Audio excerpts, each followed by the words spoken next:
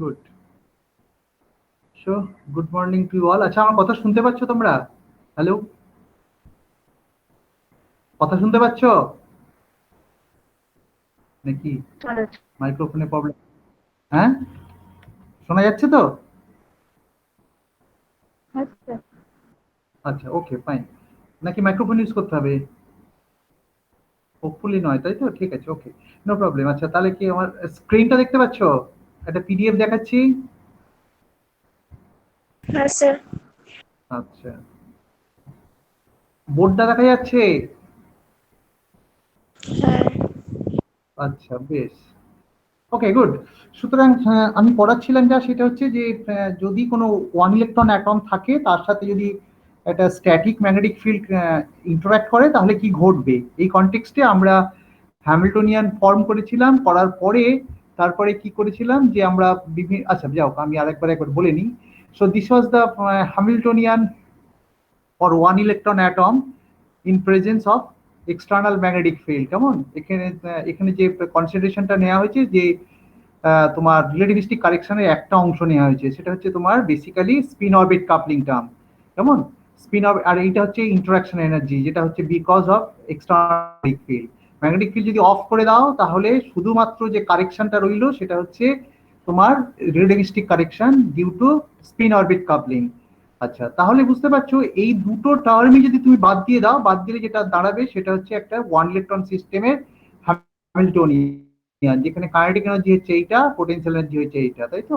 এবং এর জন্য তোমাদের সলিউশন অলরেডি জানা আছে, এবং হাইড্রোজেনিক ওয়েভ ফাংশন নরমালি তোমরা যা করে থাকো সেটাতে। তারপরে আমি যেটা করলাম সেটা হচ্ছে যে যদি ভেরি স্ট্রং ম্যাগনেটিক ফিল্ড থাকে, স্ট্রং ম্যাগনেটিক ফিল্ড থাকার অর্থ কি, এইটা so that we can neglect the LS coupling term. এটা যদি নেগলেক্ট করা হয় তাহলে দেখা যাচ্ছে যে এটা এই ইকুয়েশনটা এক্সাক্ট সলিউশন দেবে। কারণটা হচ্ছে কি, একটু জাস্ট সাইড চেঞ্জ করে নেওয়া হলো, অর্থাৎ জেড ডিরেকশনে ম্যাগনেটিক ফিল্ড ধরে নিয়ে এটাকে L Z plus twice S Z, এটা বি জেড লেখা হয়েছিল, তারপরে একদিকে চেঞ্জ করে নেওয়া হলো। নেওয়ার পরে দেখা গেল যে এই আইগেন ভ্যালু ইকুয়েশন এটা আইডেন্টিক্যাল হয়ে যাচ্ছে প্রায়, তাই তো? সুতরাং এটাকে যখন ইএন সাই দিয়ে লেখা হলো, এইটাকে উঠিয়ে দিলে তারপরে তুমি কম্পেয়ার করলে দেখবে যে this E can be calculated, and finally we got the e. What is e? E is the energy of the one electron system due to the presence of very strong magnetic field of অবশ্যই magnetic moment তো আছে, তার সেটা কোথায় ঢুকে আছে বলতো? In your Bohr magneton. কেমন? এই বোর ম্যাগনেটের মধ্যে ঢুকে আছে। তার মানে এই ম্যাগনেটিক ফিল্ড যদি অফ করে দাও, এখানে একটা বীজের গুণ ছিল জানো, এখানে আমি ভুল করে গেছি নাকি? মিউপি বীজের একটা ছিল না? হ্যাঁ, বীজের একটা হবে জানো, এখানে আমি একটা ভুল করে গেছি। ও, পরে বোধহয় লিখেছি, যাই হোক। তাহলে হ্যাঁ, এখানে পরে লিখেছি। ই ইকুয়াল টু তাহলে কত হলো? EN plus mu B M L plus twice M S M Z, কেমন? বিজেড। আর মিউ বির মধ্যে আছে তোমার কি বলতো? Magnetic moment. আমি এটা ভুল বললাম, ম্যাগনেটিক ফিল্ড না, ম্যাগনেটিক মোমেন্ট আছে এর মধ্যে। সুতরাং এইভাবে আমরা এনার্জিটা ক্যালকুলেট করেছিলাম। তারপরে আমরা বলেছিলাম যে আগে যেটা পাওয়া যাচ্ছিল একটা single line because of Bohr transition. কেমন? বোর্ডের যে ট্রানজিশন রুলে আমরা জানি যে N equal to some value থেকে, এন ইকাল টু এন থেকে এন প্রাইমে যদি যায় ট্রানজিশনটা, তাহলে সেক্ষেত্রে আমরা একটাই মাত্র স্পেক্ট্রাল লাইন পাই। কেমন? কিন্তু দেখা যাচ্ছে না, ম্যাগনেটিক ফিল্ড অ্যাপ্লাই করলে একটা লাইন পাবো না, basically will get some sort of some structure. সেই স্ট্রাকচারটা কি? একটা ট্রিপলেট স্ট্রাকচার। ট্রিপলেট স্ট্রাকচারের সেন্টার পজিশনে থাকবে তোমার আগেকার বোর্ড লাইন্সটাই থাকবে, কিন্তু তার পাশে যেন একটা লেফট একটা রাইট দিকে একটা দুটো কম ইন্টেন্সিটির আর দুটো লাইন্স পাবো। যে এই তিনটেকে যেটা ফর্ম করেছিল সেটাকে আমরা বলেছিলাম লোরেন্জ ট্রিপলেট। এবং এই লাইন্স গুলো কিরকম বলতো? এই লাইন্স গুলো ডিপেন্ড করবে, মানে সেপারেশনে ডিপেন্ড করবে on the amplitude of the applied magnetic field. Magnetic field বাড়ালে তুমি সেপারেশনটা এত বড় হয়ে যাবে যে তুমি ভালো করে তখন দেখতে পাবে। আর যদি খুব কম ম্যাগনেটিক ফিল্ড হয় তাহলে সেক্ষেত্রে দেখা সম্ভব নয়। অবশ্য তুমি বলবে কম ম্যাগনেটিক ফিল্ড হলে তো অন্য ঘটনা ঘটবে। ইয়েস, আর ইউ আর অ্যাবসলিউটলি কারেক্ট।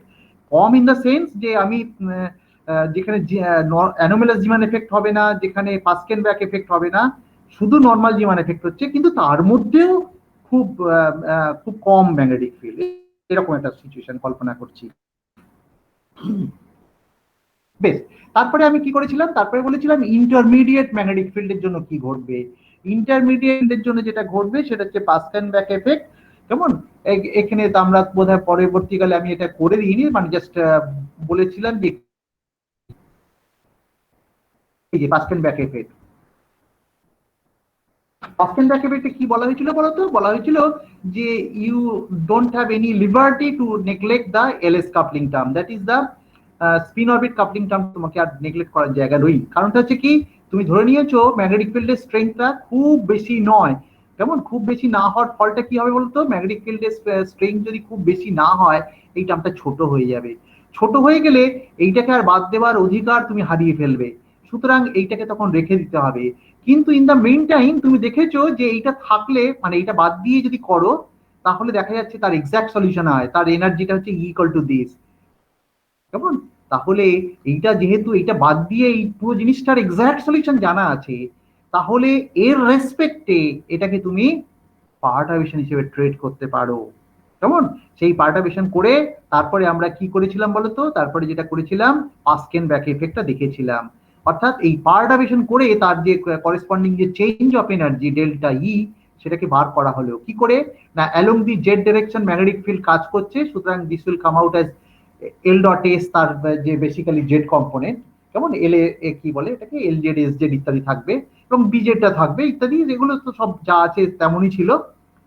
তাহলে কি হবে বলতো? এর যে করেসপন্ডিং যে এক্সপেকটেশন ভ্যালু হবে কত, এল জেড যখন এর উপরে অপারেট করবে তখন এম এল এইচ বেরিয়ে আসবে, মানে এইচ বলে অবশ্যই এইচ বাই টু পাই। আর এস জেড এর জন্য যখন বেরবে তখন আসবে M S H by two pi. কেমন? সেই এইচ বাই টু পাইটাকে এইরকম ভাবে আগে এইচ স্কোয়ার লেখা হয়েছে এবং রেডিয়াল পার্টের পার্টগুলো লিখে finally we are getting lambda N L, কারণ এটা এন আর এল এর উপরে ডিপেন্ড করবে। তাহলে তার ভ্যালুটা হচ্ছে এইরকম, কারণ এখানে আর স্কোয়ার আর এন এল স্কোয়ার এবং জিটার এর ফাংশনটা কি জানা আছে আমি বলেই দিয়েছিলাম তোমাদের। এটা করলে আলটিমেটলি যেটা হবে, দিস ইজ দ্য এক্সপ্রেশন। তাহলে দেখো যে আমার আগের পর্যন্ত নর্মাল জিমান ইফেক্টে এই পর্যন্ত ছিল, যেখানে ট্রিপলেট ফর্ম করছিল, তার সঙ্গে কিন্তু এখন এক্সট্রা টার্ম যোগ হলো। এক্সট্রা টার্মটা because of the Paschen back effect, এবং এখানে দেখবে you are getting some more lines. কেমন? কারণটা হচ্ছে কি? কারণটা হচ্ছে এখন তোমার এমএস এর ভ্যালুটা তোমার কি হতে পারে? প্লাস হাফ মাইনাস হাফ হতে পারে, এমনিতেই দুটো এক্সট্রা ভ্যালু পেয়ে যাবে এইটার জন্য। এখানে যদি এটা নন জিরো হয়, তার সঙ্গে এমএস এর যদি ভ্যালু নাও, MS is always plus half or minus half, তাহলে তুমি you are getting more lines. কেমন? সুতরাং ইভেন ডেল্টা এমএস জিরো, কিন্তু ডেল্টা এমএস জিরো হলেও এমএস তো জিরো নাও হতে পারে। সুতরাং সুতরাং সেক্ষেত্রে you are getting more lines. More lines with compared to what? With compared to your normal Zeeman effect. তার মানে normal Zeeman effect এর চেয়ে তুমি more lines in your Pascal back effect, where the magnetic field is not very strong, such that you have to take care the spin orbit as a small perturbation. কেমন? Spin orbit coupling term যদি পারটার্বিশন হিসেবে treat করো, তাহলে you can have Pascal back effect for moderately strong magnetic field. কেমন? এইবারে আমি চলে আসছি very weak magnetic field. Very weak magnetic ফিল্ডের ক্ষেত্রে আমি তোমাদের একটু আগেই গতদিনে বলেছিলাম, দেখবে যে যদি ম্যাগনেটিক ফিল্ড ভীষণ স্মল হয়ে যায়, অর্থাৎ এই বিটা যদি ছোট হয়ে যায়, অবশ্যই জেড অ্যাক্সিস বরাবর আছে ম্যাগনেটিক ফিল্ড, বিজেড বলে ভাবতে পারো কম্পোনেন্ট। এটা যদি ছোট হয়, ছোট হয়ে গেলে তোমার কি হবে বলতো? তার মানে এখানে যে দুটো কম্পিটিটিভ টার্ম আছে, জিটা আর এল ডট এস, এবং এই দুটো টার্ম, এটা তো এক্সাক্ট সলিউশন আমাদের জানা আছে, কিন্তু এইটা যখনই ছোট হয়ে যাবে তখন কি হবে বলতো?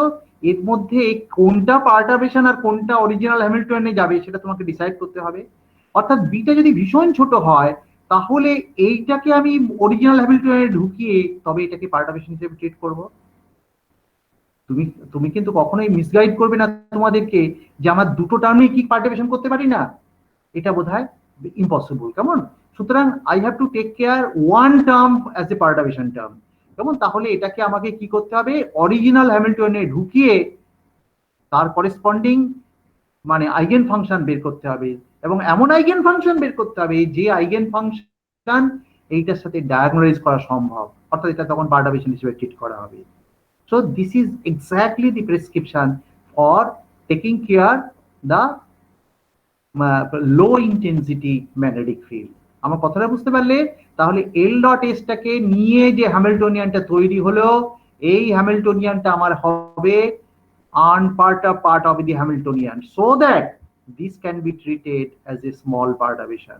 তারপরে এইটাকে পারটার্বেশন হিসেবে ট্রিট করব। দেখো ভালো করে ভেবে দেখো, পাস্কেন ব্যাক এফেক্টে কি হয়েছিল? পাস্কেন ব্যাক এফেক্টে এটাকে স্মল পারটার্বেশন হিসেবে ট্রিট করা হয়েছিল, কারণ এটাকে অরিজিনাল হ্যামিল্টনের মধ্যে ঢুকিয়ে এক্সাক্ট সলিউশন পাওয়া যাচ্ছিল। কেমন? এটা একটা সুবিধে ছিল। আচ্ছা, এখন যেহেতু এটা ছোট টার্ম, কাকে তুমি পারটার্বেশন করবে? ছোট টার্মটাই তো পারটার্বেশন হয়। তাহলে এইটাকে এখন পারটার্বেশন, এই টার্মটাকে তুমি এখন এটা যেহেতু তোমার ভীষণ ছোট হয়ে গেছে, এটাই তার মানে পারটার্বেশন হবে। এটার অরিজিনাল হ্যামিল্টনে ঢুকে তোমার H0 করতে পারবে না। তাহলে এইটাকে তোমার কি করতে হবে? এইটাকে অরিজিনাল হ্যামিল্টনে ঢোকাতে হবে। আমার পাস্কেন ব্যাক এফেক্ট আর অ্যানোমালাস জি1 এফেক্টের মধ্যে পার্থক্য বুঝতে পারলে তো? যে কোনটাকে পারটার্বেশন ট্রিট করবে, that depends on the amplitude of the magnetic field. কেমন?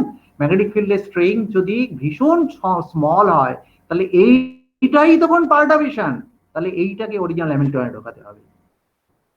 ঠিক এক্স্যাক্টলি এটাই করে থাকি আমরা in case of anomalous G one effect. কেমন? বেশ, আচ্ছা, এখানে যখন এটা বললাম এইটাকে পারটার্বেশন হিসেবে ট্রিট করব, I am in deep trouble. কেন ডিপ ট্রাবল? ডিপ ট্রাবল এই জন্য যে বিকজ কি হবে বলো তো, সরি এল ডট, দেখো যে L plus twice S dot B ইত্যাদি ইত্যাদি আছে। আচ্ছা, L dot S, L dot S is a dangerous term. কারণটা কি? এল ডট এস মানে কি, তোমার কতগুলো টার্ম থাকতে পারে বলো তো? L X, S X, L Y, S Y ইত্যাদি ইত্যাদি। সোজা কথা, তখন কি হবে? এল ডট, আচ্ছা আমি জাস্ট বইটাকে রেফার করি। আচ্ছা দেখো যে আমি তাহলে দেখো যে এল ডট এস, ওই যে টার্মটা রয়ে গেল, এই যে এল ডট এস, এই তো এই টার্মটাকে আমি এখন অরিজিনাল হ্যামিল্টনে ঢুকিয়ে দিলাম। ঢুকিয়ে দেওয়ার পরে বলছি যে আনপার্টার্বড ওয়েভ ফাংশন আর the eigenfunction of L square, কারণ হচ্ছে তার corresponding eigenvalue L into L plus one H square হয়। এস স্কয়ারের জন্য আইগেন ফাংশন ওই একই আইগেন ফাংশন, তার জন্য যে eigen value S into S plus one H square হবে। জে স্কয়ারের জন্য J into J plus one H square হবে। জে জেড এর জন্য দিস হবে, কারণ এল ডট এস এর জন্য আমরা অলরেডি বের করে ফেলেছি আগেই, L dot S take care করেছিলাম। কেমন? এল ডট এস এর জন্য আমরা এইভাবে দেখেছিলাম, L square, S square, J square, J Z, এরা কিন্তু eigen operator for the eigenfunction. কেমন? অর্থাৎ যেটা angular part of the eigenfunction হয়, তার আইগেন অপারেটর। আমি যখন এল এস কাপলিং তোমাদের পড়িয়েছি, কেমন? এল ডট এস টার্মটা তোমরা অলরেডি পেয়ে গেছো আগেই। সেই এল ডট এস এর সময় তোমরা দেখবে যে আমি সেই এল ডট এসটাকে কি করে ম্যানেজ করেছিলাম? এল ডট এসটাকে ম্যানেজ করেছিলাম একটা জে ডিফাইন করে, J equal to L plus S করেছিলাম, J square equal to S square plus S square ইত্যাদি করে। এল ডট এস এর বদলে J square minus L square minus S square by two into L something একটা কিছু ছিল, তাই তো? এইভাবে ট্যাকল করেছিলাম, এবং তার করেসপন্ডিং আইগেন ফাংশন আমি আর্গুই করেছিলাম তোমাদের সাথে, যে বলেছিলাম the eigen function will be such that these are the operator, এবং তারপরে আমরা এল ডট এসটাকে ম্যানেজ করতে পেরেছিলাম। কেমন? এইটা তার মানে এরা আইগেন ফাংশন। কিন্তু আনফরচুনেটলি এল জেড আর এস জেড এরা কিন্তু আইগেন ফাংশন হচ্ছে না, এই সরি আইগেন অপারেটর হচ্ছে না। এল জেড এস জেড হচ্ছে না। On the other hand L square, কারণ আমি যখনই এল ডট এস কে টেক কেয়ার করেছিলাম, তখন আমি L square, S square, J square, J Z এইটার জন্য করেছিলাম। কিন্তু এল জেড এস জেড এটাকে অ্যাপিয়ার করেনি, সুতরাং আমার ঝঞ্ঝাট হয়নি। কিন্তু এখন তো L Z S Z appear করবে। কারণটা কি? কারণটা হচ্ছে L Z S Z appear করবে, কারণটা হচ্ছে তোমার পারটার্বেশন টার্মটাই তার জন্য রেসপন্সিবল। তার কারণটা হচ্ছে এল জেড এস জেড এখানে আসবে, কারণ জেড বরাবর যদি তুমি ম্যাগনেটিক ফিল্ড অ্যাপ্লাই করো, তাহলে এল জেড এবং এস জেড এর এক্সপেকটেশন ভ্যালু বের করতে হবে। বের করতে গেলে তোমাকে আইগেন ফাংশন জানতে হবে। সেই আইগেন ফাংশনটা কার আইগেন ফাংশন হবে? অরিজিনাল হ্যামিল্টনের আইগেন ফাংশন হবে। কিন্তু আনফরচুনেটলি অরিজিনাল হ্যামিল্টনিয়ানের আইগেন ফাংশন কিন্তু এল জেড আর এস জেড এর আইগেন ফাংশন আইডেন্টিক্যাল নয়। তাহলে আমাদের কি করতে হবে? তাহলে আমাদের অ্যাঙ্গুলার আমাকে ওই ফাংশনটাকে আবার নতুন করে তৈরি করে নিতে হবে, এবং তার জন্যই যেটা দরকার হয় সেটা হচ্ছে ক্লেস জর্ডান কোএফিসিয়েন্ট। যেমন আমি আর ওটার মধ্যে ডিটেইলে যাচ্ছি না, কারণ ওটা আমার পক্ষে এখন পড়ানো সম্ভব নয়। সুতরাং আমি যেটা করবো, ফর দি টাইম বিং আমি ফাংশনটা ওয়েভ ফাংশনটাকে ধরে নিচ্ছি। কেমন? নতুন যে ওয়েভ ফাংশনটা হবে ফর দি টাইম বিং তোমরা জেনে just you have to accept it, যে ওয়েভ ফাংশনটা হবে যেটা সেটা হচ্ছে L L S J M J, এইটা হচ্ছে angular part of the wave function. বুঝতে পারছি? আগে ছিল কি জে এম জে ছিল, আর কি ছিল তো বলো তো, এল সরি আগে ছিল L S M L M S ছিল, কেমন, এবং তার করেসপন্ডিং জে চেঞ্জ করে নেওয়া হয়েছিল। কিন্তু for the time being just you accepted this is the eigen function through which I can calculate my expectation value. This is my eigen function. কেমন?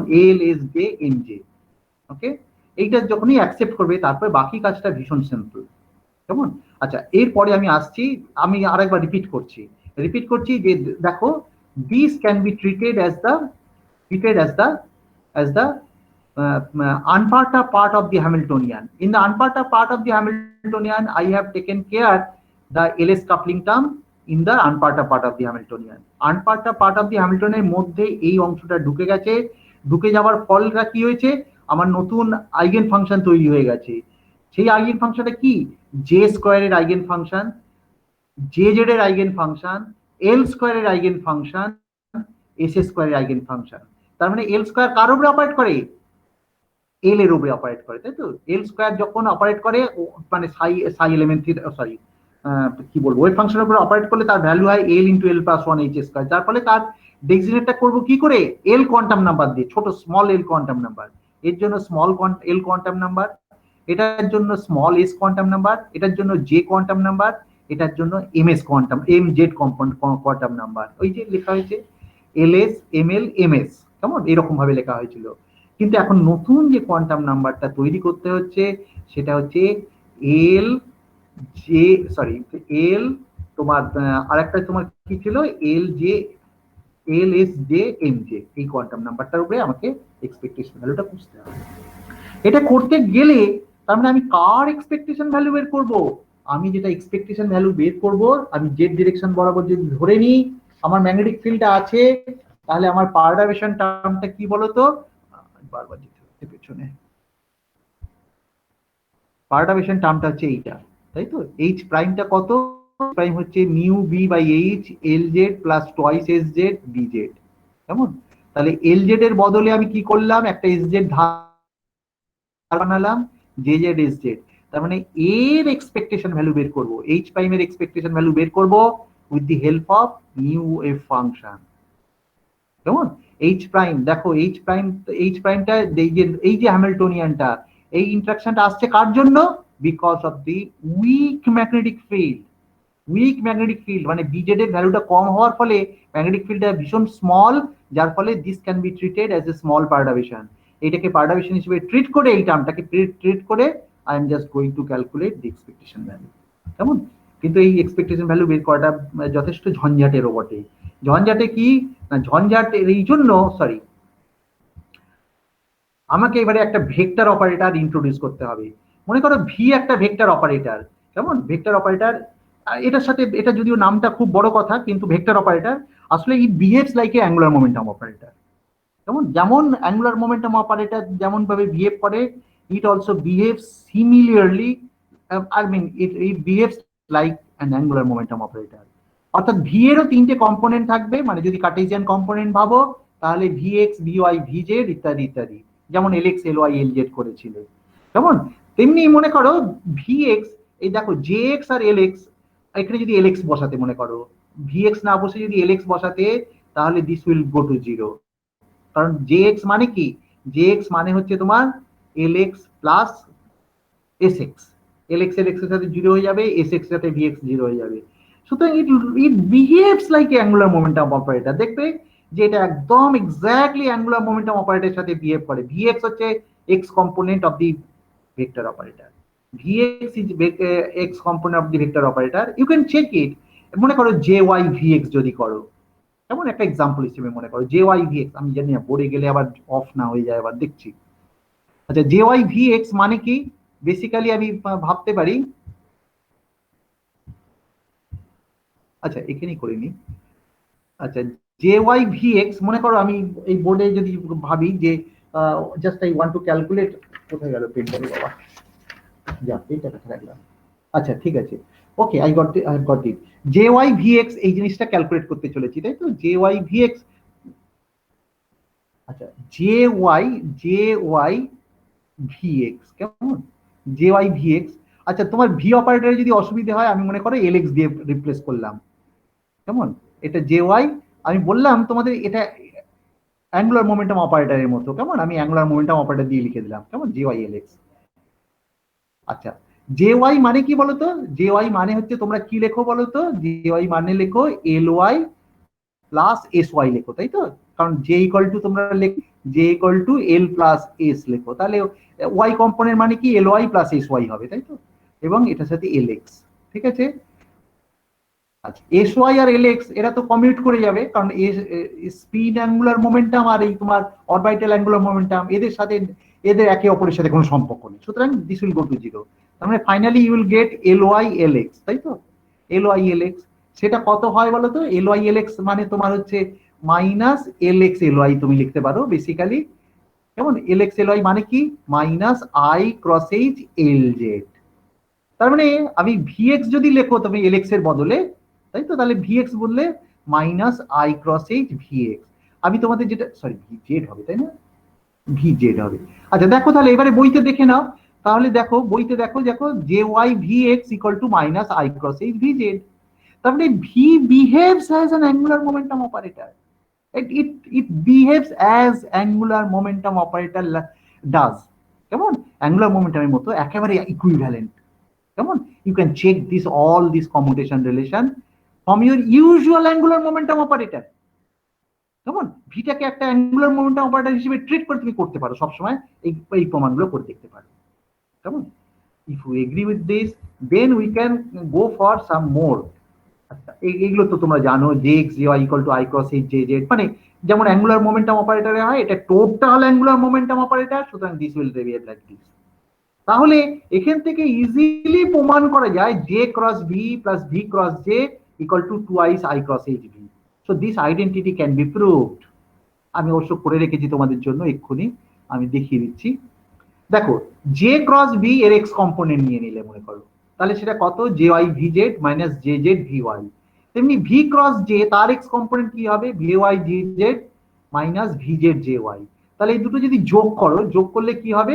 এইরকম একটা কিছু হবে, হলে কি লিখেছি দেখো, এটা equal to J Y V Z minus V Z J Y, অর্থাৎ এটা যখন যোগ করছো J Y V Z minus V Z J Y, আর একটা মাইনাস কমন নিলে J Z V Y J Z, এখানে জাস্ট একটু ম্যানিপুলেট করা হয়েছে। আচ্ছা J Y V Z minus V Z J Y, এই বস্তুটি basically I cross H V X. এই যে J Y V Z minus V Z J Y equal to I cross H V X. আবার উল্টোটা কি? J Z V Y, মানে এটা যদি আগে পিছিয়ে নাও তাহলে ওইটাকে দেখবে ওটা আবার I cross H V X হচ্ছে। সুতরাং finally you can prove it, এটা ultimately twice I cross H V X হচ্ছে। তার মানে এটা কি বলতো? তার মানে হচ্ছে J cross V plus V cross J is equal to twice I cross H V. So this is an identity, এটা তোমার একটা আইডেন্টিটি হিসেবে তুমি ট্রিট করতে পারো। আমি বইতে চলে আসছি, দেখো they V satisfies this equation, অর্থাৎ this is an identity, this can be treated by just by taking one component, কেমন? এবং তারপরে তিনটে কম্পোনেন্টের জন্যই সত্যি। আচ্ছা এটা যখন প্রমাণ করতে পারে, তাহলে তোমাকে আরেকটু কষ্ট করে করতে হবে যে দিস আইডেন্টিটি অলসো, তার মানে I have two identity basically, এইটা একটা আছে, এইটা একটা আছে। তোমরা হয়তো তোমাদের কোয়ান্টাম মেকানিক্স ক্লাসে এটা করো, এল কি বলো তোমরা, জে ক্রস এল বলে, মানে L cross J plus J cross L, এটাকে এখানে কি অপারেটর বলে, ক্রাউজ না কি operator, is equal to twice I cross H L, এইভাবে লেখো। সেটা আমরা ভি অপারেটর হিসেবে লিখেছি, j cross b plus b cross j equal to twice I cross hb. It is also possible to check this relation also, অর্থাৎ এই আইডেন্টিটিটাও তোমরা prove করে নিতে পারবে। আমি একটা করে দিলাম, this can be proved also, just you can check on yourself. এই দুটো আইডেন্টিটি তুমি যদি বিশ্বাস করো বা করে ফেলতে পারো, তারপরে আমাদের বাকি ক্যালকুলেশনটা খুব সোজা, কেমন? সোজা কি করে সোজা না, আমি সঙ্গে সঙ্গে এইরকম একটা, যেহেতু এই আইডেন্টিটিটা আছে দেখো, আমি আচ্ছা আমি জানি না, বোর্ডে লিখতে যাই, একবার চেষ্টা করে দেখি কি লিখে যায়। এই আইডেন্টিটিটাকে আমি বোর্ডে লিখছি, কেমন? বোর্ডে লিখলে, বোর্ডটা কোথায়, এখানে বোর্ডে লেখা নেই, আচ্ছা বেশ। তাহলে বোর্ডে যদি লিখি, আমি আইডেন্টিটিটা লিখেছিলাম কি বলতো, জে স্কোয়ার, আমি আর ভেক্টর গুলো মোটা করে লিখলে তবে ভেক্টর বোঝায়, জে স্কোয়ার আর ভি, এই যে অপারেটর, এই যে মানে কমিউটেটরটা ছিল, তাই তো, J square V equal two বলেছিলাম টোয়াইস ক্রস এইচ স্কোয়ার, আর কি বলেছিলাম, J square V plus V J square, তাই তো। আর একটা পার্ট ছিল মাইনাস 4h স্কোয়ার, এই আইডেন্টিটিটা তোমাদের প্রমাণ করতে বলেছি আমি, আমি নিজে করলাম না। 4h square V dot J, তার সঙ্গে আর একটা হবে জে গুণ কাছে, তেমন। দেখো আমি জাস্ট বইতে দেখিয়ে দিচ্ছি তোমাদের, এইটা হচ্ছে আইডেন্টিটি ইউজ করছি, J square V equal two twice H square V plus V J square minus 4h square ইত্যাদি ইত্যাদি, তাই তো। মনে করো আমি এইবারে এই যে ব্যাপারটা আছে, এদের দুজনের ক্ষেত্রে আমি মনে করো এবারে এক্সপেকটেশন ভ্যালু বার করছি with the wave function which I will use to calculate the expectation value for low intensity magnetic field, কেমন? সেই তার জন্য যে ওয়েভ ফাংশনটা তৈরি করেছি LSJMJ, তাই তো। তাহলে আমি এটা রেসপেক্টে আমি ক্যালকুলেট করতে চাই এখন, কেমন? এটা রেসপেক্টে ক্যালকুলেট করতে চাই, সুতরাং আমি মনে করো ওয়েভ ফাংশনটা নিলাম LSJMJ, কেমন? আর সরি, এটা এখানে একটা ওই একই জিনিস বসবে, তাই তো। এটার ক্ষেত্রে ওই একই জিনিস বসলো, এইটা আমি এক্সপেকটেশন ভ্যালু বের করছি, কেমন? ঠিক আছে। তাহলে আমি যদি একটু এই লেফট হ্যান্ড সাইডের দিকে তাকাই, লেফট হ্যান্ড সাইডের দিকে তাকালে তোমার কি হবে, L S J M J, এই তো ব্যাপারটা আছে, L S J M J, এটা তোমার জে স্কোয়ার, আর এটা যদি তুমি এক্সপান্ড করে নাও, তাহলে কি হবে, J square V minus V J square, কেমন? সঙ্গে কি আছে বলতো, সঙ্গে এই অপারেটরটা আছে, এই এস জে এম জে, আমি লেফট হ্যান্ড সাইডটা করলাম শুধু, কেমন? লেফট হ্যান্ড সাইড করলাম। আচ্ছা এইবারে লেফট হ্যান্ড সাইড যখনই করে ফেললাম, আচ্ছা জে স্কোয়ার তোমার কি লেফট কেটের উপরে, এই ব্রা ভেক্টরের উপরে অপারেট করবে।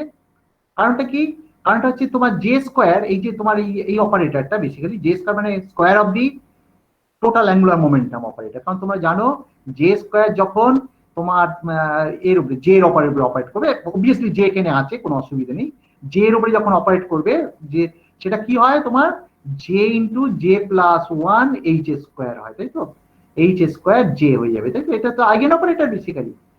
এবার যদি তুমি কি বলে এটাকে হার্মিশিয়ান কনজুগেট নাও, তাহলে তোমার কি হয়, this is an Hermitian operator, কেমন? তাহলে হার্মিশিয়ান অপারেটর হওয়ার ফলটা কি হবে, তার মানে তোমার J square is equal two, এটা কি হবে, J into J plus one H square যেমন ছিল তেমন হবে, J into J plus one H square হয়ে যাবে, কেমন? হার্মিশিয়ান যেহেতু এবং রিয়েল, আমার কথা বুঝতে পারলে? তাহলে এটার জন্য কি বেরিয়ে আসবে, এটার জন্য প্রথমে বেরিয়ে আসবে J plus one H square, প্রথমে বেরিয়ে এলো, কেমন? আচ্ছা তারপরে কি হবে বলতো, তারপরে এইটা যখনই করবে এর উপরে অপারেট করবে, তখন আবার একটা J into J plus one H square বেরোবে, যাই হোক এটা টোটালটা স্কোয়ার হয়ে যাবে, তাই তো। তারপরে কি হবে, এটা ভি এর এক্সপেকটেশন ভ্যালু আছে তারপরে, তাই তো। আচ্ছা এখানে দেখো, আচ্ছা এখানে একটা জে কেন হলো বলতো, ও জে স্কোয়ার দুটোর সাথে গুণ আছে, কেমন? আর এটার ক্ষেত্রেও তুমি একই জিনিস পাবে, তার মানে কি হয় বলতো, বেসিক্যালি ভি মাইনাস ভি বলে একটা জিনিস হয়ে যাবে, আর এখানে কি পড়ে থাকবে, V minus V this, you can check it. কারণটা কি, যে যেহেতু লেফট কেটের উপরে অপারেট করতে পারে, যে যেহেতু রাইট কেটের উপরে অপারেট করতে পারে, because they are Hermitian operator, সুতরাং আলটিমেটলি এগুলো আইগেন ভ্যালু হিসেবে বেরিয়ে চলে গেল, তাহলে পড়ে থাকবে এখানে ভি, এখানে পড়ে থাকবে minus V, so it will go to zero. তার মানে লেফট হ্যান্ড সাইডের তোমার কি হবে বলতো, এটা জিরো হয়ে যাবে, তাই তো। লেফট হ্যান্ড সাইড যদি জিরো হয়ে যায়, তাহলে আমি কি লিখতে পারি, যে এই দেখো আমি বইতে চলে যাই আবার, লেফট হ্যান্ড সাইড যেহেতু জিরো, তাহলে কি হবে, এই লেফট হ্যান্ড সাইডের এক্সপেকটেশন হলে জিরো হওয়ার অর্থ কি, অবভিয়াসলি তুমি এবার সাইড চেঞ্জ করলে, তাই তো। সাইড চেঞ্জ করলে এইটা কি হবে, J square V plus V J square রয়েছে, আর টু এইচ স্কোয়ার রইলো, আর এদিকে কি আছে বলতো, অবভিয়াসলি তোমার একটা 2 এই 4h স্কয়ার যেহেতু আছে, তাহলে কি হবে, একটাই মাত্র 2 করে থাকবে এখানে, দেখো সাইড চেঞ্জ করা হয়েছে কিন্তু, কেমন? আমার কথাটা বুঝতে পারলে? আমার কথাটা বোঝার চেষ্টা করো, আমি এক্সপেকটেশন ভ্যালু বের করছি বোথ সাইডে, কারণ this is an identity, L S J M J এই ফাংশনের রেসপেক্টে। তাহলে দেখো যে আমি যখনই এটা 2h স্কয়ারটা তো কমন, এটা বেরিয়ে চলে আসবে কেটে, কারণ এটা কনস্ট্যান্ট, তাহলে J square B plus B J square is equal to, এখানে 4h স্কয়ার বাইরে চলে এসেছে, স্কয়ার কেটে দেওয়া হয়েছে, সুতরাং পড়ে আছে 2, তাহলে ভি ডট জে জে। বুঝতে পেরেছো? তাহলে এই আইডেন্টিটি তোমাকে কিভাবে হেল্প করছে দেখো, তাহলে finally you are getting this expectation value, অর্থাৎ this is equal to this. তাহলে এখান থেকে আমি কি করতে চাই এরপরে? এরপরে আমি যেটা করতে চাই, এবারে বললাম যে ভি অপারেটর, তার মানে আমি কি করতে পারি এবারে, এই জে স্কয়ারটাকে জন্য এবারে আমি আইগেন ভ্যালু এই অপারেটরটা আমি, আচ্ছা ওটা আমি যদি বোর্ডে লিখি, মনে করো বোর্ডে লিখছি আমি এটাকে যদি বোর্ডে লিখি তাহলে কি হবে, আচ্ছা বোর্ডে লেখার দরকারই বাকি আছে। জে স্কয়ার যখন এর উপরে অপারেট করবে, J into J plus one H square হিসেবে বেরিয়ে আসবে। এইটার জন্য কি হবে, এটার জন্য J into J plus one H square বেরিয়ে আসবে। তাহলে কি পড়ে থাকবে, J into J plus one H square, এটার জন্য বেরোলো এটার জন্য বেরোলো, তাহলে অ্যাকচুয়ালি একই জিনিস, তাই তো? তাহলে 2b হয়ে যাবে, তাহলে 2 J plus one H square হলো। আর এদিকে কি আছে, এইদিকে একটা 2 পড়েছিল, ভি ডট জে ইত্যাদি ইত্যাদি যেমন আছে থাক, তাহলে 2টা কেটে দেওয়া হলো, 2টা বোথ সাইড থেকে কেটে দিলে কি পড়ে থাকবে লেফট হ্যান্ড সাইডে, J into J plus one H square. এবারে শুধু ভি এর এক্সপেকটেশন ভ্যালু, এদিকে কি আছে, ভি ডট জে জে তার এক্সপেকটেশন ভ্যালু। ঠিক আছে? এইবারে আমি ভিটা তো আমার ভেক্টর অপারেটর, আমি বলেছিলাম V operator behaves as angular momentum operator, তাহলে ভিটা তো একটা জেনারেল ভেক্টর অপারেটর, তাহলে if you choose V equal to S, অর্থাৎ স্পিন অ্যাঙ্গুলার মোমেন্টাম হিসেবে ট্রিট করছি এবারে ভিটাকে, ভিটাকে যদি স্পিন অ্যাঙ্গুলার মোমেন্টাম হিসেবে ট্রিট করো, ওকে, তাহলে এটাকে যদি স্প্রিং অ্যাঙ্গুলার মোমেন্টাম হিসেবে ট্রিট করো, তাহলে কি হবে, এস এর তুমি বেসিক্যালি এস অপারেটরের জন্য ভ্যালু পেয়ে যাবে, তাই তো? এবারে তুমি, তোমার উদ্দেশ্য কি বলতো, তোমার উদ্দেশ্য হচ্ছে এস জেড এর এক্সপেকটেশন ভ্যালু, মনে আছে তো? এস জেড এর এক্সপেকটেশন ভ্যালু তোমাকে বের করতে হবে। দেখো এস জেড এবং জে জেড, জে জেড নিয়ে কোনো ঝঞ্ঝাট নেই, কারণ জে জেড সরাসরি এক্সপেকটেশন ভ্যালু বেরিয়ে যাবে এম জে হিসেবে, কেমন? সুতরাং এস জেডটাই তোমার কাছে বেশি ইম্পর্টেন্ট। তাহলে আমার কথাটা বুঝতে পারলে, আমি ভিটাকে এস দিয়ে রিপ্লেস করলাম, রিপ্লেস করার পরে তার জেড কম্পোনেন্ট নিচ্ছি, তার মানে এখানে আমি এস জেড এর এক্সপেকটেশন ভ্যালু লিখবো। এই দেখো এস জেড এর expectation value, J into J plus one H square, S Z এর expectation value, S L S J M J ইত্যাদি ইত্যাদি, তাহলে এটারও জেড কম্পোনেন্ট হবে। তাহলে এস ডট জে, এটা তো already dot product, S dot J আমি যেমন থাকবো তেমন, কেমন? সঙ্গে কি হবে, কারণ এটা তো স্কেলার বেসিক্যালি, অর্থাৎ এটা ডট প্রোডাক্ট হিসেবেই রয়ে গেল, তাহলে এর জেড কম্পোনেন্ট মানে কি, শুধু জে জেড। তাহলে জে জেড আবার যখন এর উপরে অপারে রাইট কেটের উপরে, তাহলে কি বেরোবে, M J cross H, M J cross H বেরিয়ে গেল, তাহলে পড়ে এস ডট জে তার এক্সপেকটেশন ভ্যালু। বুঝতে পেরেছো? তাহলে এই জিনিসটা দাঁড়ালো J J plus one H square S Z এর expectation value is equal to this. তাহলে আমি যদি এবার একটু বোর্ডে যাই, মনে করো আমি এই জিনিসটাকে লিখছি, লিখলে আমার কিরকম দেখতে লাগবে, আচ্ছা এখানেই লিখে ফেলি তাহলে, এটা এখানে যদি লিখি আমি, মনে করো তাহলে আমি লিখলাম এখানে J into J plus one H square, তাই তো, এইচ স্কোয়ার সঙ্গে কি ছিল, এস জেড, তাই তো, আমি ওই ফাংশনটা লিখলাম না, S Z is equal two, এদিকে কি লিখবো, এদিকে আমার লিখবো এম জে এইচ, আর কি এই ফাংশন তার সঙ্গে কি ছিল, এস ডট জে, কেমন, এস ডট জে ওই ফাংশন, তাই তো? তাহলে দেখো আমি এস জেড এর এক্সপেকটেশন ভ্যালু বের করতে পারবো if I am able to calculate S dot J এর এক্সপেকটেশন ভ্যালু, কেমন? তাহলে এই জিনিসটাই তোমার এখানে বইতে এইভাবে লেখা আছে, দেখো যে J J plus one H square S Z এর expectation value is equal to M J H S dot J তার expectation value. Fortunately S dot J এর এক্সপেকটেশন ভ্যালু আমি বের করতে পারবো just by taking sum this, কারণটা হচ্ছে আমরা জানি J equal to L plus S, already আমরা যখন স্পিন অরবিট কাপলিং পড়িয়েছিলাম J equal to L plus S লিখেছিলাম, সুতরাং ওই কনসেপ্টটা আবার ইউজ করব। অর্থাৎ আমরা জানি J equal to L plus S, তাই তো?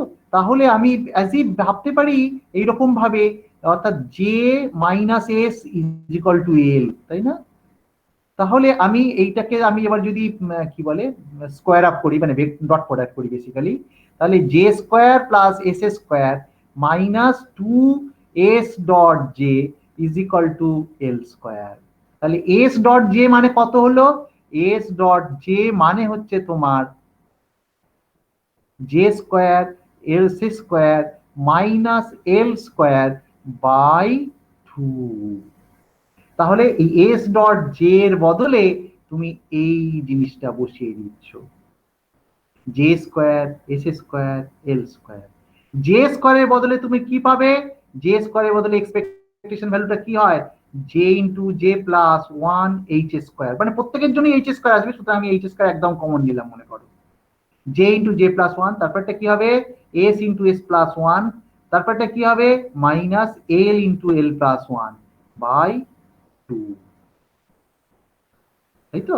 তার মানে এস ডট জে এর বদলে আমি এক্সপেকটেশন ভ্যালু যেটা লিখবো সেটা কত হবে? এর সঙ্গে একটা এইচ স্কোয়ার ফ্যাক্টর গুণ হলো, গুণ হওয়ার পরে এই পুরো জিনিসটা আমাকে বসাতে হবে। কি বসাবো?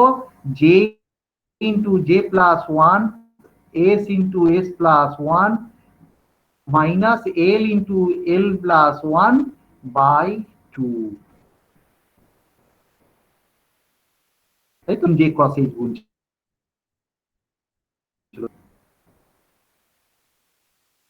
বলতো জেড এর এক্সপেকটেশন ভ্যালু হওয়ার অর্থ কি? এইটা দিয়ে পুরো ভাগ চলে যাবে এটার নিচে, তাহলে এইচ স্কোয়ারটা কেটে গেল, কেটে গিয়ে ভাগ যাওয়ার অর্থ কি বলতো? Two into J J plus one হয়ে যাবে এটা নিচে, two into J J plus one হয়ে গেল, এখানে বড্ড নোংরা হয়ে গেছে। তাহলে এইটাকে আমরা লিখতে পারি এস জেড এর এক্সপেকটেশন ভ্যালু কত দাঁড়ালো? এস জেড এর এক্সপেকটেশন ভ্যালু দাঁড়ালো কত বলতো? দাঁড়ালো যেটা এস জেড এর expectation value is now comes out as MJH. MJH যেমন ছিল, অর্থাৎ এমজেএইচটা কোথায় ছিল? এই যে এমজেএইচ ছিল, তাই তো? তারপরে সঙ্গে কি হবে বলতো? সঙ্গে এই যে ব্র্যাকেটের মধ্যে যেটা ছিল সবটাই J into J plus one plus S into S plus one minus L into L plus one over two, তাই তো? এস জেড এর এক্সপেকটেশন পেয়ে গেছি, তাই তো? তাহলে এইবারে তুমি এবারে পার্টাবিশনে যখন চলে যাবে, পার্টাবিশনে দেখো কি কি তোমার ক্যালকুলেট করার দরকার ছিল। একটা ছিল এস জেড এর এক্সপেকটেশন ভ্যালু, আর একটা হচ্ছে জে জেড এর, না? এই যে মিউ বি বাই এইচ, কারণ বি জেড তো কনস্ট্যান্ট, এগুলো সব বেরিয়ে যাবে। এস জেড এর এক্সপেকটেশন ভ্যালু আর জে জেড এর এক্সপেকটেশন ভ্যালু, জে জেড এর এক্সপেকটেশন ভ্যালু কি?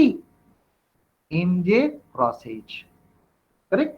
তাহলে এটা হচ্ছে এম জে ক্রস এইচ, আর এখানেও তো এম জে ক্রস এইচ গুণ আছে, তাহলে এম জে ক্রস এইচ গুণ বার করে নেবে, তাহলে এখানে পড়ে থাকবে ওয়ান প্লাস ওই বাকি সব ফ্যাক্টরটা। অর্থাৎ আমি আলটিমেটলি যে এনার্জির যে change, that change of energy is how much? J Z এর এক্সপেকটেশন ভ্যালু যখনই বের করা মানে ওটা তো জানা আছে আইগেন ভ্যালু ইকুয়েশন, তাহলে জে জেড এর জন্য কি হবে? জে জেড এর জন্য একটা এম জে এইচ বসবে, তাহলে জে জেড আর এস জেড এর এক্সপেকটেশন ভ্যালু মানে কি? এম জে যখন কমন নেবে one plus J J plus one ইত্যাদি আসবে, সেইটাকে আমরা বলি ল্যান্ডে জি ফ্যাক্টর। এই যে জি লেখা হয়েছে না, one plus J J plus one plus S S plus one ইত্যাদি ইত্যাদি, দিস ইজ ল্যান্ডে জি ফ্যাক্টর। এই ল্যান্ডে জি ফ্যাক্টর এটাকে বলা হচ্ছে জে, এই জি ভ্যালু, তাই তো? জি ল্যান্ডে জি ফ্যাক্টর, তাহলে জি ইন্টু এম জে এইচ, তার সঙ্গে আর কি ফ্যাক্টর গুণ হবে? তার সঙ্গে হবে মিউ বি বিজেড গুণ হবে, কারণ মিউ বি বিজেড তো ছিলই অলরেডি। অলরেডি তোমার মিউ বি বিজেড এই যে ফ্যাক্টরটা, এই যে মিউ বি বিজেড যে ফ্যাক্টরটা ছিল এটা ছিল, আর ওপরে এফ জে এইচ এর সাথে এইচটা কেটে যাবে, তার মানে শুধু এফ জে পড়ে থাকবে। কেমন? দেখো তাহলে কি দাঁড়ালো? তাহলে দাঁড়ালো তোমার এক্সপেকটেশন ভ্যালু, তাহলে কি দাঁড়ালো? এই যে এইচটা কেটে গেল, তাহলে mu B BZ M J, আর এই যেটা জি ফ্যাক্টর যেটাকে বলা হচ্ছে ল্যান্ডে জি ফ্যাক্টর, এবং Lande G factor is this 1 plus J, J plus 1 plus S ইত্যাদি ইত্যাদি। কেমন? আর এই ল্যান্ডে জি ফ্যাক্টরটা এইবারে কি হবে বলতো, যেহেতু 1 ইলেকট্রন সিস্টেম, তার স্পিন আছে, স্পিনের ভ্যালুটা কি হাফ। যদি এবারে তোমার স্পিনের ভ্যালু হাফ ঠিকই, তোমার যখন either it may be positive or negative Z direction, অর্থাৎ it can have two values, either half হতে পারে অথবা মাইনাস হাফ হতে পারে। এবং করেসপন্ডিংলি তোমার জে এর ভ্যালু কত হতে পারে? জে এর ভ্যালু হতে পারে এল প্লাস হাফ অথবা এল মাইনাস হাফ। কেমন? তুমি হয়তো বলবে যে আচ্ছা এল ইকুয়াল টু যদি 0 হয়, এল ইকুয়াল টু 0 হলে বাবা সেই স্কোপ নেই, কারণটা হচ্ছে এল এস কাপলিং টার্মটাই ভ্যালু থাকবে না তখন। কেমন? এখানে যা করা হচ্ছে সব ব্যাপারটাই হচ্ছে এল নট ইকুয়াল টু 0। কেমন? সুতরাং আমি তাহলে কি করব, এস ইকুয়াল টু হাফ যদি হয়, মনে করো J equal to L plus half, তার জন্য যে তোমার এই যে চেঞ্জ অফ এনার্জি সেটা কত হবে, এই জি এর ভ্যালুটা কষে নিতে হবে। আমি বোধহয় করেছি এখানে, একটু আগে করলাম যে এই বাবা এখানে দেখ বোঝা যাবে না তো, না এটা না পরে পাতায় আছে বোধহয়, ও আমি কমপ্লিট করিনি আনফরচুনেটলি, আমি করতে করতে গিয়ে থেমে গেছি। দেখো এস ইকুয়াল টু হাফ আর J equal to L plus half, এই জি এর ভ্যালুটা বার করছিলাম, করলে দেখবে finally it will come out as, you can check it, কত হচ্ছে বলো তো, L square plus half L plus 3/2 L, তার মানে কত হলো 2 এল হবে, তাই তো? L square plus twice L, আর এটা কি হবে 3/4, তাই না? 3/4, সরি এটাই হলো তো 3 এল স্কোয়ার, এই কোনো সাইনে ভুল হলো না তো? এল স্কোয়ার প্লাস হাফ এল 3/2 এল, মানে কত হলো টোয়াইস এল, ঠিক আছে 3/4, প্লাস এখানে একটা 3/4 আছে, তাই না? এখানে একটা 3/4 আছে, আর কি আছে, আর কি আছে, আর কি আছে, মাইনাস এল, এল প্লাস 1, সঙ্গে পুরোটার সাথে 2 আছে গুণ, তাই না? এর সাথে একটা 2 গুণ আছে, নিচে কি আছে 2l plus 1 plus 2l plus 3 আছে। আমার মনে হয় ঠিক আছে, তোমরা করতে পারবে, তাই তো? কত হলো 3l square, L square plus twice এল, 9/4, 9/4 আর 3/4 যোগ হলে কত হয় 12/4। তার মানে আলটিমেটলি এই 3টা উড়িয়ে দিলাম, এটা 1 করে দিলেই হয়ে যাবে, তাই তো? L square plus twice L plus 1, তার মানে কি এল প্লাস 1 এর হোল স্কোয়ার, তার মানে এল প্লাস 1 যদি কমন নাও তাহলে এল প্লাস 1 মাইনাস এল বোধ হয় নাকি, তাহলে টোয়াইস এল প্লাস 1, না টোয়াইস এল মাইনাস 1 হয়ে গেল কি করে, কি বাবা এটা মাইনাস, এটা কি হলো এল স্কোয়ার এল প্লাস 1 এর হোল স্কোয়ার, তো এল স্কোয়ার এল প্লাস 1 যদি কমন নাও এল প্লাস 1 মাইনাস এল, এলটা তাহলে কেটে গেল নাকি, এলটা কেটে গেল 1 পড়ে থাকলো, তাহলে এটা উপরে থাকলো টোয়াইস এল প্লাস 1, নিচে কি পড়ে থাকলো, এ বাবা আমি কিছু একটা গোলমাল পাঠিয়েছি, anyway you can do it, আমি কোথাও একটা গোলমাল হয়ে গেছে। Finally it will come out as twice L plus 2 by twice L plus 1, কি তাই আসা উচিত তো? কোনটা কাটবে বলো তো, টোয়াইস এল প্লাস 3টা কেটে যাবে, 3টা একটা 3 আছে, ওই 3টা নিতে ও হবে। আচ্ছা আমি ভুল করে ফেলেছি, কি বলো তো, এটা 3 1 এর 2 আর 3 এর 2 গুণ করলে কত হবে 3/4, 3/4 তার সাথে 3 দিয়ে গুণ করা মানে কত 9/4, 9/4 এর সাথে 3 যোগ করা মানে কি 12/4, মানে 3 হবে। এই বাবা এটা 1 নয় 3 হবে জানো, ছি ছি ছি ছি, আচ্ছা এটা 3 3টা হবে কমন নিয়েছেন আগে তো। না, 3 আর কমন নেবো না, ও হ্যাঁ 3 তো কমন আছে না, তাহলে 1 হয়ে যাবে, 3 কমন আছে, তাই ঠিক ঠিক, উই ক্যান ডু ইট, আমি আর হ্যাঁ, তো নেক্সট লাইনে 3টা আসতে হবে কিছু। আচ্ছা কোথাও এটা হবে, আমি ভুল হয়েছে হয়তো, যাকে সো আমি এটা তোমরা বুঝতেই পারছো, তোমাদের কনভিন্স করার জন্য আমি এটা করতে গেছি, আমি ওটা মোটেও আমি মানে করতে যাওয়াটা ঠিক নয়, কারণ কোথাও আমি ফ্যাক্টরে মিস করে যাবো, okay you will get it. এটা তোমরা জেনে রাখো, twice L plus 2 by twice L plus 1 mu B BZ M J, যদি J equal to L plus half হয়, আর যদি তোমার তাহলে J equal to L minus half, সেক্ষেত্রে হবে এই জিনিসটা হবে স্পিন আপ বা কি স্পিন ডাউন, সেটা যদি তার জন্য এইরকম একটা এন চেঞ্জ অফ এনার্জি হবে। কেমন? Change of energy of for what, for weak magnetic field, কারণ ম্যাগনেটিক ফিল্ড থাকার ফলে এই চেঞ্জ অফ এনার্জিটা হবে। কেমন?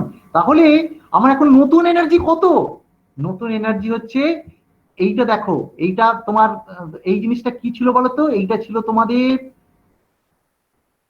এটা কি ছিল তোমার 1 ইলেকট্রন অ্যাটমের energy along with the correction, relativistic correction করার পরে, মনে আছে তো ডেল্টা ইএনজে, যেটা থেকে তোমার ফাইন স্ট্রাকচার পেয়েছিলে, এইটার জন্য ফাইন স্ট্রাকচার পেয়েছিলে, মনে আছে?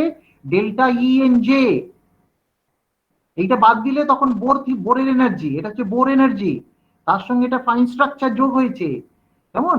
তার সঙ্গে এইবারে হচ্ছে ডেল্টা ইএমজে, এটা হচ্ছে এক্সটার্নাল ম্যাগনেটিক ফিল্ডের জন্য তোমার হলো। ম্যাগনেটিক ফিল্ড অফ করলে এটা জিরো হয়ে যাবে, আবার তুমি সেই ফাইন স্ট্রাকচার ফেরত পেয়ে যাবে। ফাইন স্ট্রাকচার আছে, ম্যাগনেটিক ফিল্ডও আছে, তাহলে ম্যাগনেটিক ফিল্ডের আরেকটা এক্সট্রা টার্ম এখানে আসলো ডেল্টা ইএমজে।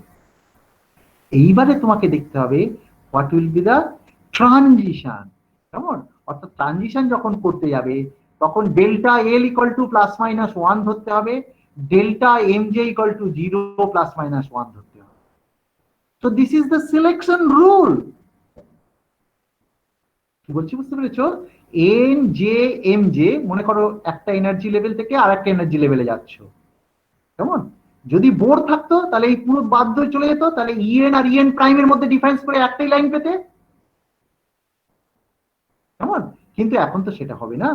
এখন যেটা হবে সেটা হচ্ছে delta L equal to plus minus one dipole selection rule along with the angular momentum quantization যেটা আছে, মানে স্পেশিয়াল কি বলে space quantization, that is MJ এর জন্য যে চেঞ্জটা delta MJ equal to zero plus minus one, এই একটা selection rule.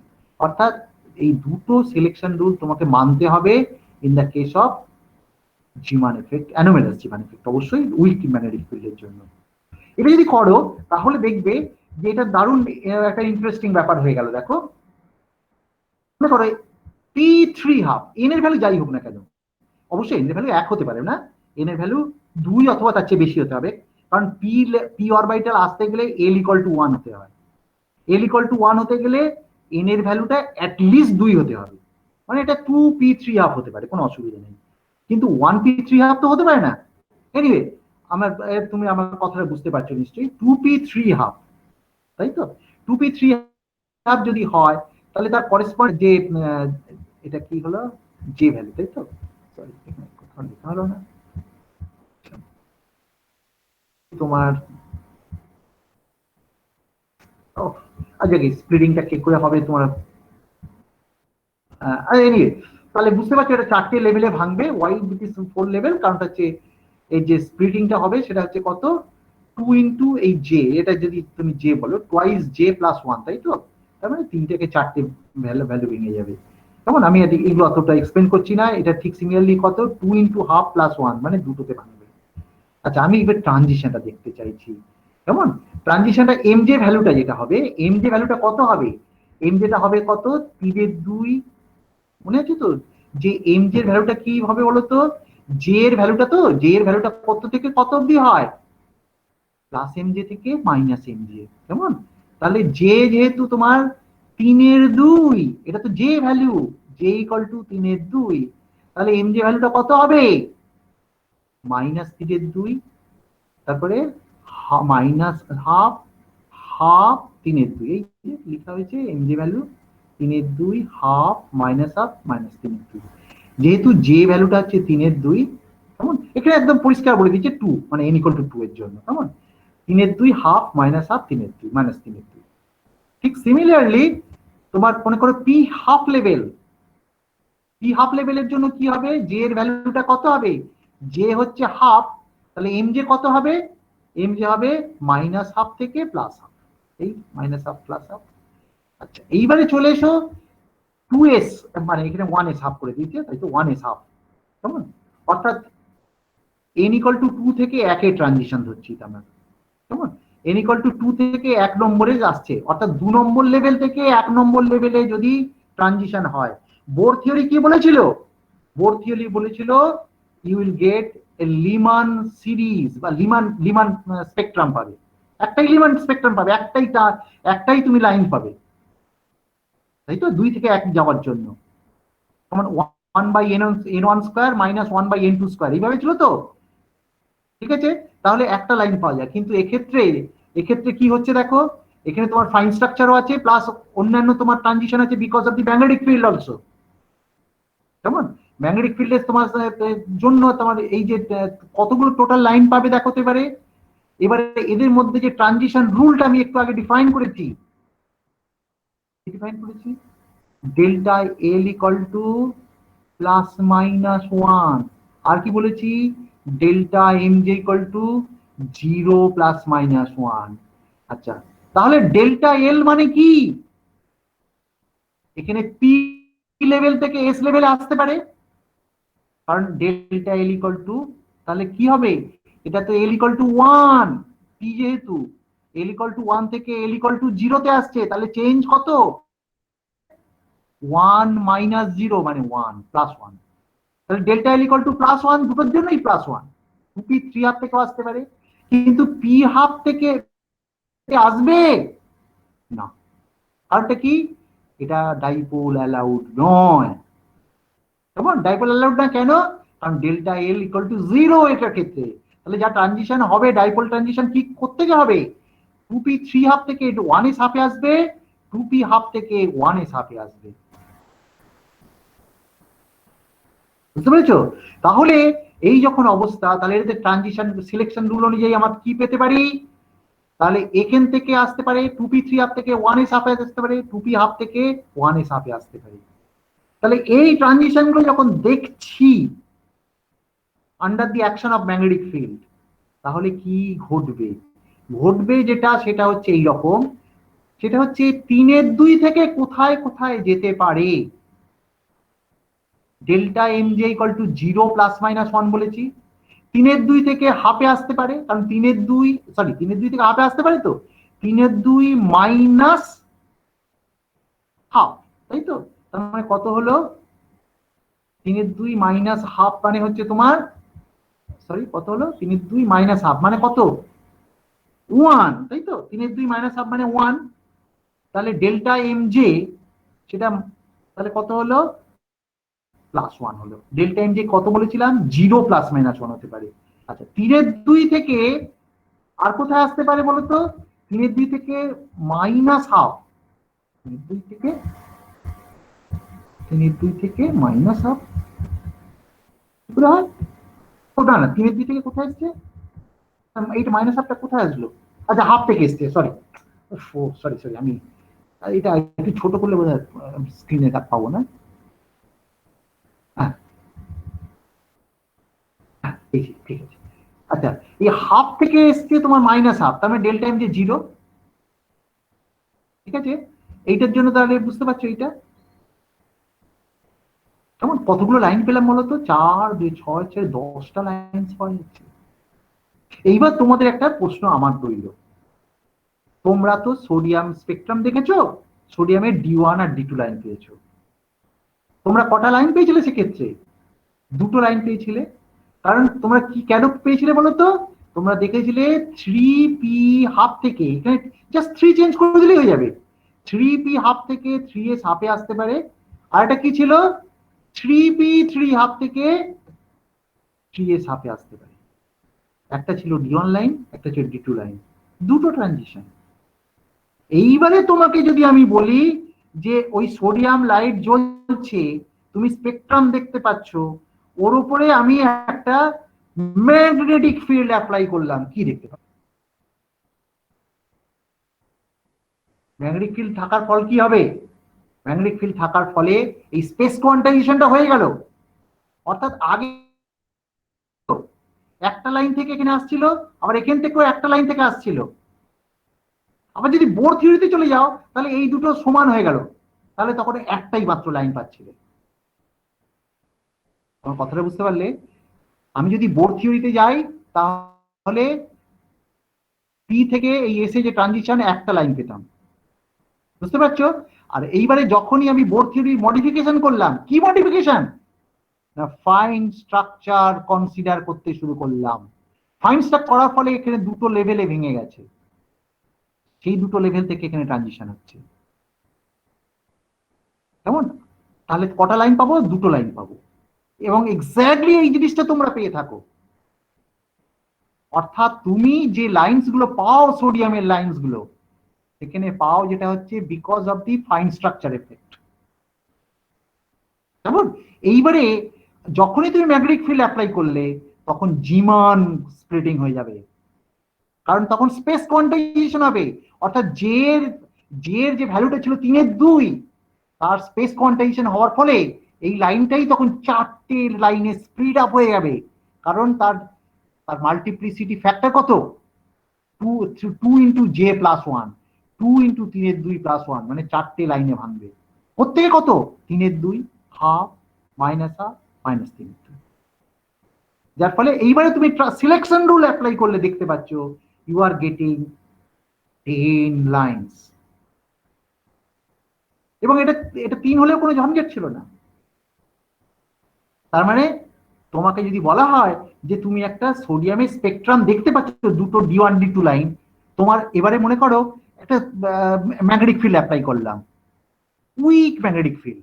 Week magnetic field দেখলে তুমি কতগুলো পাবে বলো তো লাইনস?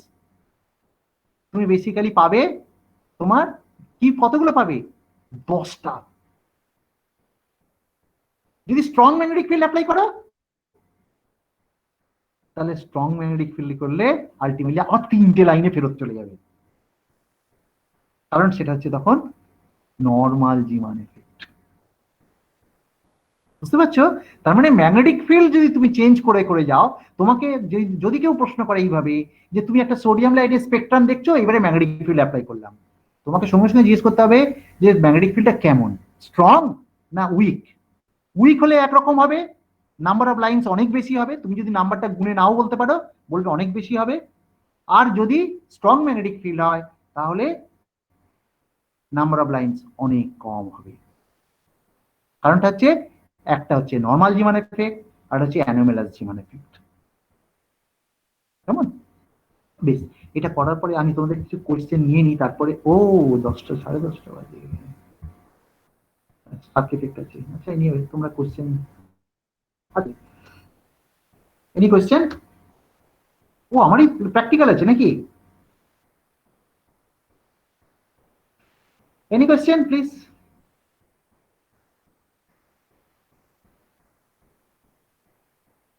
আসলে জিমান এফেক্ট তো পড়া হয়ে গেছে, সেজন্য আর ভালো লাগলো না মনে হচ্ছে তোমাদের। কোনো কোয়েশ্চেন নেই তো? গুড। পরের দিনে আমি যেটা পড়াবো সেটা হচ্ছে স্টার্ক এফেক্ট, অর্থাৎ কিনা পরের দিনে যেটা পড়ানো হবে সেটা হচ্ছে স্ট্যাটিক ইলেকট্রিক ফিল্ডের জন্য। কেমন? অর্থাৎ ম্যাগনেটিক ফিল্ড হয়ে গেল, স্ট্যাটিক ম্যাগনেটিক ফিল্ড হয়ে গেল, অর্থাৎ টাইম ইন্ডিপেন্ডেন্ট ম্যাগনেটিক ফিল্ড। আচ্ছা, তোমাদের একবারও প্রশ্ন উঠলো না যে আমি যদি টাইম ডিপেন্ডেন্ট ম্যাগনেটিক ফিল্ড দিতাম? তোমাদের প্রশ্ন নেই কি হবে? আচ্ছা, আমি প্রশ্নটা করলাম তোমাদের কাছে, প্রশ্নটা কি খুব ভুল হলো?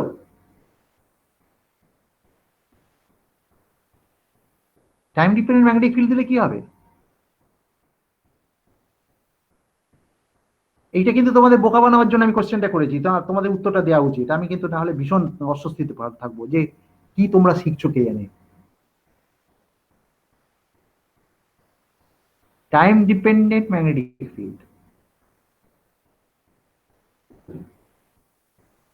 সে কি? এটা কেউ একটা কথা বলে না কেন? অভিষেককে দেখতে পাচ্ছি। অভিষেক, কি ব্যাপার? হ্যাঁ স্যার। কি বলো, time dependent magnetic field apply করলে কি করতে পারে?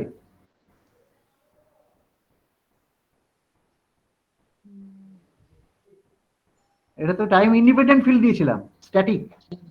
হ্যাঁ তাহলে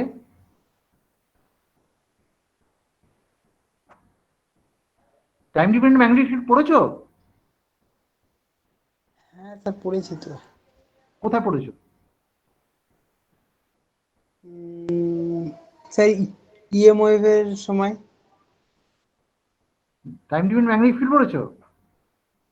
হ্যাঁ, time dependent magnetic field.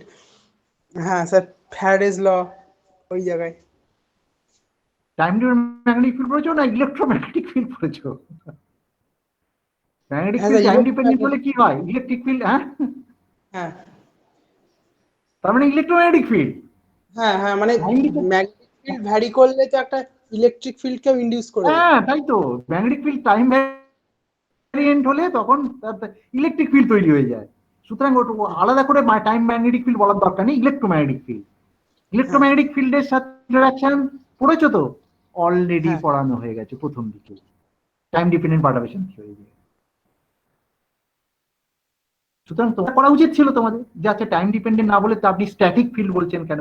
Time dependent field করলে তোমার টাইম ডিপেন্ডেন্ট পারটারবেশন থিওরি দিয়ে আমরা ট্রানজিশন প্রবাবিলিটি, ট্রানজিশন রেট ইত্যাদি সব ক্যালকুলেট করে বসে আছি।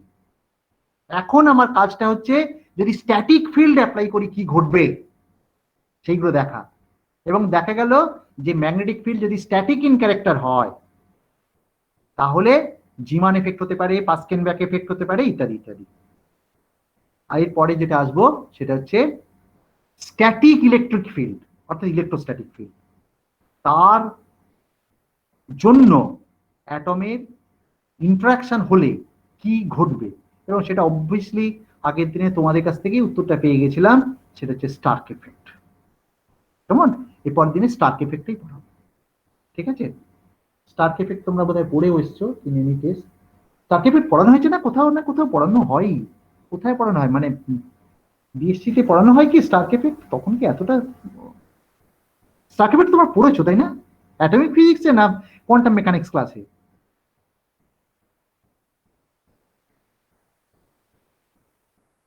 স্টার্ক এফেক্ট নন্দিনী গতদিন উত্তরটা দিয়েছিল আমার যতদূর মনে করতে পারছি। নন্দিনী নেই আজকে নাকি?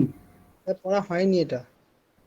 স্টার্ক এফেক্ট আমি তোমাদের কাছ থেকে উত্তর পেয়েছি। নন্দিনী কোথায়? নন্দিনী মনে হচ্ছে উত্তরটা দিয়েছিল, আজকে সে নেই নাকি? এনিওয়ে, হ্যাঁ স্যার। স্টার্ক এফেক্ট কোথায় সে? হ্যাঁ নন্দিনী রয়েছে। স্টার্ক এফেক্ট পড়েছো তো? স্টার্ক এফেক্টটা হয়নি। ইমা তাহলে কে উত্তরটা দিয়েছিল আগের দিনে? তাহলে আমরা তো বাইরে থেকে যারা এসেছিল তাদের মধ্যে কেউ। আচ্ছা এনিওয়ে, লিভ ইট, আমি তো পড়াবোই। কেমন? স্টার্ক এফেক্ট পরের দিন পড়াবো, কেমন? আচ্ছা যাদের আজকে প্র্যাকটিক্যাল আছে তারা আমার সাথে থেকে যাও, কারণ আজকে তো আমারই প্র্যাকটিক্যাল থাকার কথা নাকি? আমরা যত